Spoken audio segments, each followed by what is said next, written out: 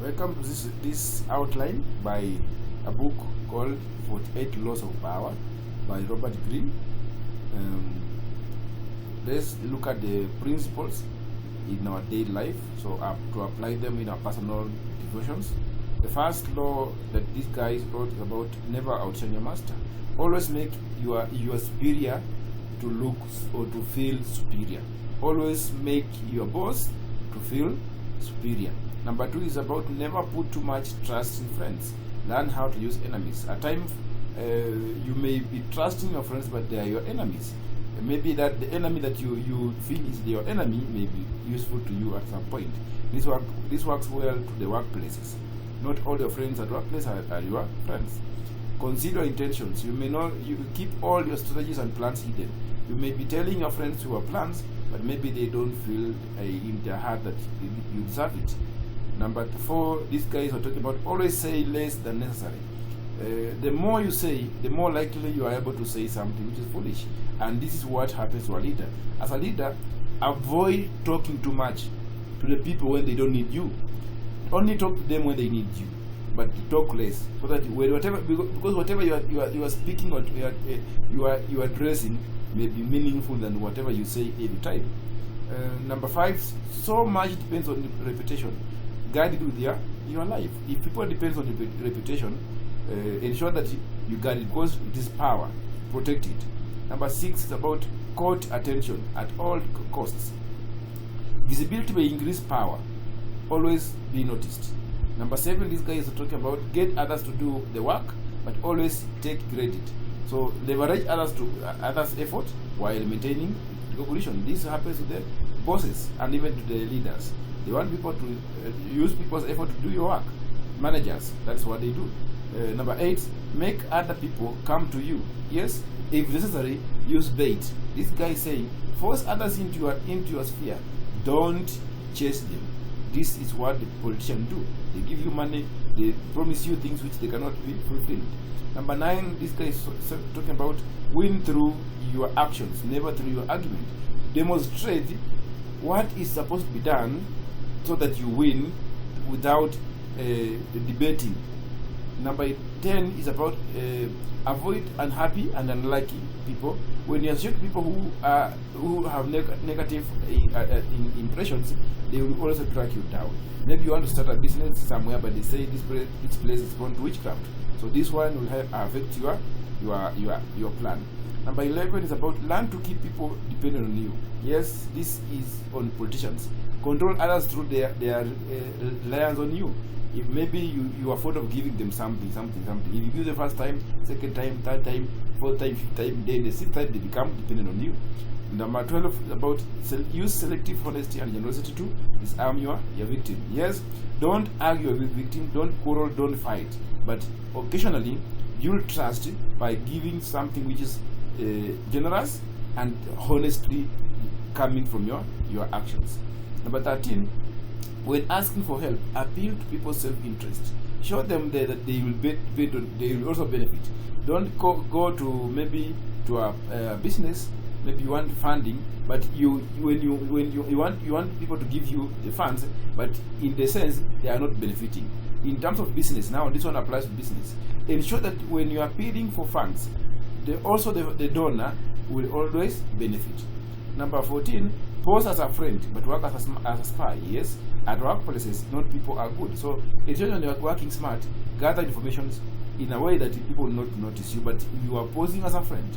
Number 15, crush your enemy totally.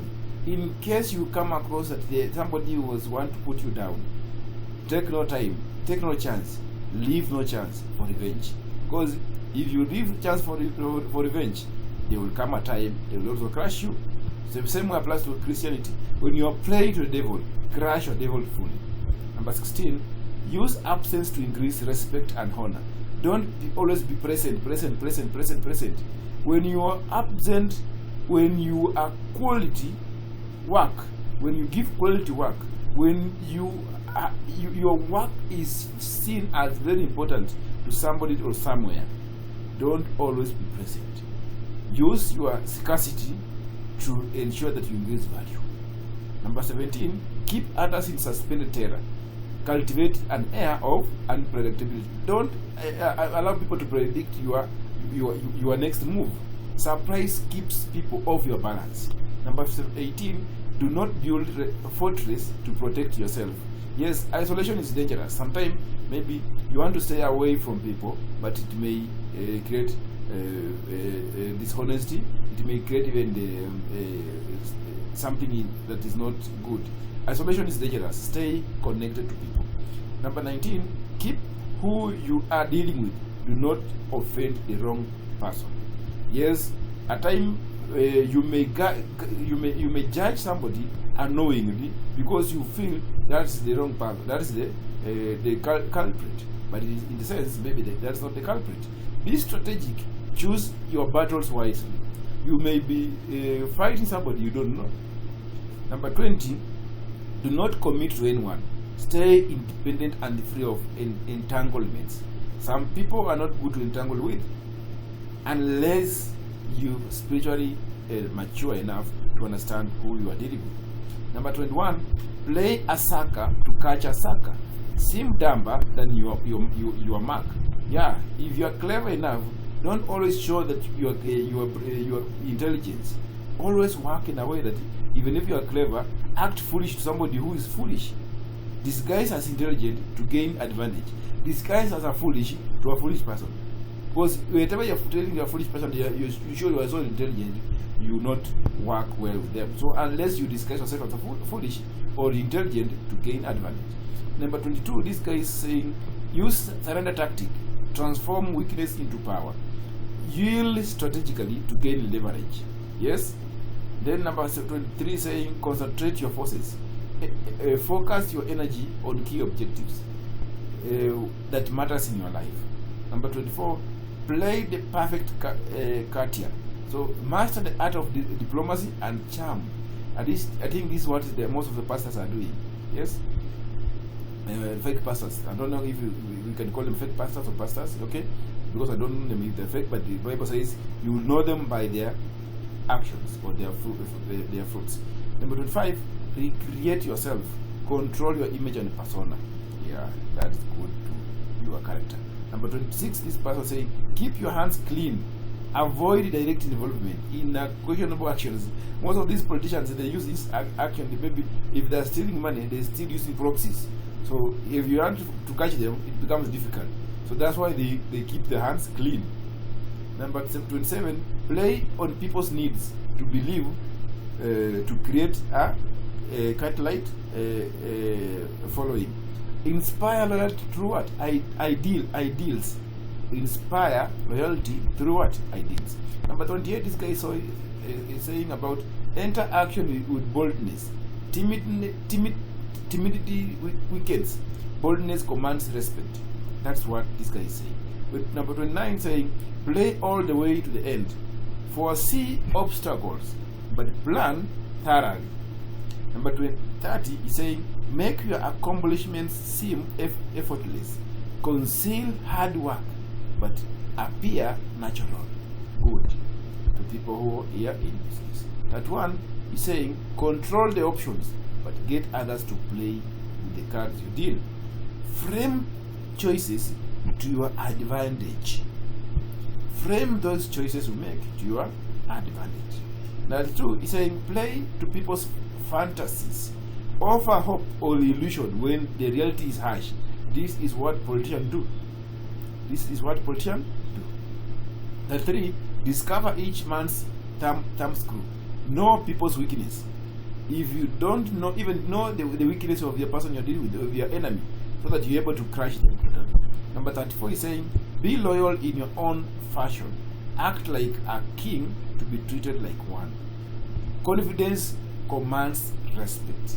If you're confident enough in whatever action or whatever fashion you are in, automatically you gain respect. 35, master the art of timing. Yes, know when to act and know when to wait.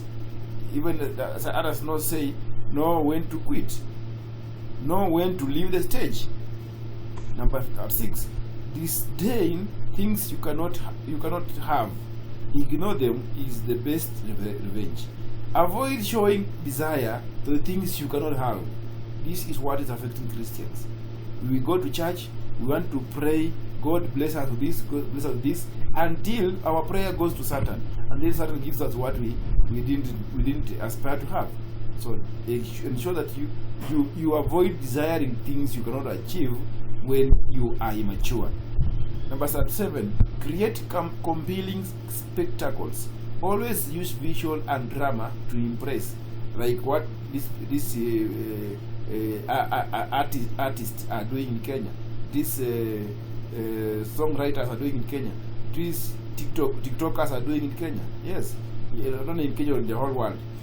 Number 38, think as you like, but behave like others. This is what I normally use most of the time. Conform outwardly, but preserve freedom inwardly. Look like a foolish to somebody, do things they are doing, but inwardly preserve their freedom. 39, stir up waters to catch the fish. Yes, create chaos to exploit. Sometimes it's good to do those. If you want to know the weakness of somebody, if you want to know if there is opportunity, you may create this. It's like people try to create chaos to exploit opportunities, and even this normally politicians. That's what they do. They create chaos so they can create an opportunity for the enemy to fall, or for the opponent to fall, for them to win. Number 40, this guy is saying, despise the free lunch. Yes, sometimes somebody will ask you or welcomes you for a free lunch, or a free gift, or a free ride, or a free lift. Always don't fall in trap for things which are free. Value comes from the effort, but not dependency. Avoid depending on others. Avoid free things. Number 41, avoid stepping into great man's shoes. Yes, forge your own path. Don't imitate your predecessors. This is what our politicians are doing. They say our former Mike Kibaki did this, our former President Uhuru Kenyatta did this, our former so and so, our former boss. No, forge your own path. Don't say my predecessor did this and this. No, forge your own path. Don't also complain on what others did. If your former ex did not do this and this, don't do it. Forge another new path. If your former leader in the same docket never did this, don't dwell on the path. Maybe he started a project and you want you because you are not in good terms with that person, then you leave that project. No, complete it and earn respect. Number 42, strike the shepherd and the sheep will scatter. This is on leadership and even the church. The devil will always scatter will always bring confusion, chaos, disunity among leaders in the church, so that people, once the congregants are able to see that there's confusion, they will move away. So remove influential leaders to weaken opposition. So this is what even the politicians do. In case they feel somebody is so influential, they can even kill or disarm that leader to weaken the opposition. And this is what's happening in Africa.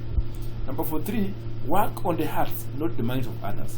Win loyalty and affection, not just obedience. Understand that. Number 44, disarm and infuriate with minor effort. Reflect opponent's actions. Look at what's the action of the opponent, so to unsettle them. Number 45, this guy is saying, preach the need to the church, preach the need for change, but never reform too much at once. Yes, avoid certain uphill. Yes, avoid certain uphill. Yes, you are preaching people for the change, but don't reform too much. Take time. It takes time. Number 46, this guy is saying, never appeal to perfect. Avoid envy. Show at least some small mistake or some small flaws. Always don't appeal too perfect, because this one will create overconfidence and it will create pride. So at time, do something, but ensure there is an error, a mistake somewhere, so that people will be able to to identify, to rectify you, to do it, so that they know that indeed also you are able to learn. 47. Do not go past the mark you aimed in for. In victory, learn when to stop.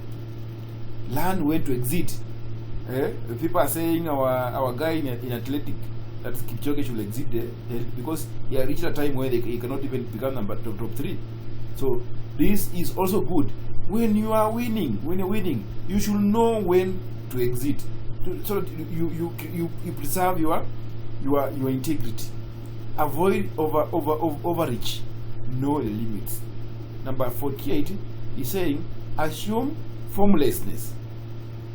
This means be adaptable, but don't be rigid, or predictable. Don't let people predict your next move.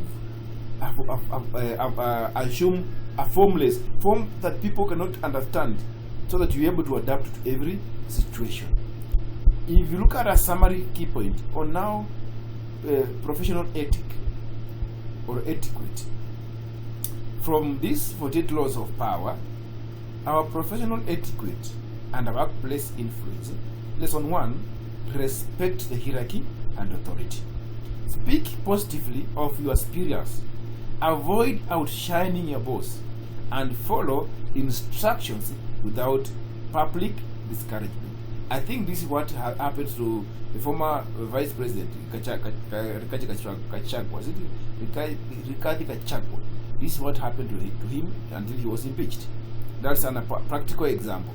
I'm not saying this and this, but it's just a practical example for you to understand. Lesson number 2 is build strategic relationship. Be friendly to all staff, regardless of the role. Treat support staff with respect. Small gesture will create goodwill. This is from the law number 18, where it says that do not build fortress to protect yourself. Isolation is dangerous. You see at workplace, some of the leaders, they feel so superior, they cannot share with the support staff. This is what happens. Even the company may fall down, or the organization may fall down. So build strategic relationship with others. Lesson number 3: mind your own business.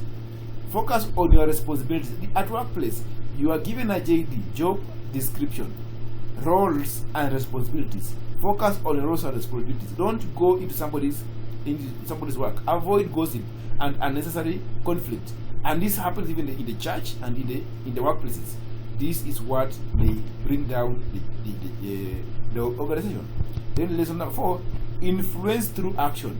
Let results speak. Even if people don't like you at workplace, even if people will always discourage you, but do your work. Let your actions speak more than whatever they are arguing. Strategically use silence and patience to maintain advantage. So this is professional etiquette you need to follow at your workplace as well, either a Christian in the church, ministry, or and the workplaces.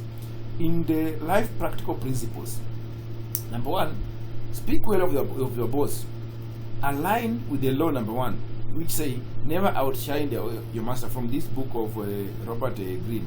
Always make your superior look competent and respected. Yes, we know in our workplaces some of our bosses, they are not competent. Maybe they were given these roles because of so and so, because of this and this. We know them. Yes, even some of them don't know how to type, even use a computer to type. Even writing a letter, they don't know how to write a letter, but they are your boss. Always make them superior. Help them, respect them. Number 2, be friendly to the cook. This is a parable, which means never put too much trust in your friends. Learn how to use enemies. At the same time, ensure you show an act of friendliness to create goodwill. This cook may be preparing meal for you in direct translation. If you're not friendly with that cook, you may not like it. Build rapport with everyone, regardless of their rank, to ensure things work smoothly. Number 3, mind your own business. Life peace principles. Stay discreet and avoid unnecessary conflict. Number 4, don't argue with your boss. Walk away and be silent. Yes, your boss may have realized the problem, but maybe the problem came from themselves. But because they don't want to own the problem, they want to bring the junior. Whenever they're arguing, just keep quiet. Say, yes, boss, I'm going to work through this action, and I'm going to rectify the problem, so that you keep your off arguing with them. Yeah, the bosses that don't like people who are clever in their workplaces. The bosses don't like people who are very clever. Underline that. It's coming from my argument. The bosses don't like people who are very clever in their workplaces. So work smart with them. Then number 5, never outshine your boss. That's the rule of your peace at work. Make superiors feel superior, but build trust and safety.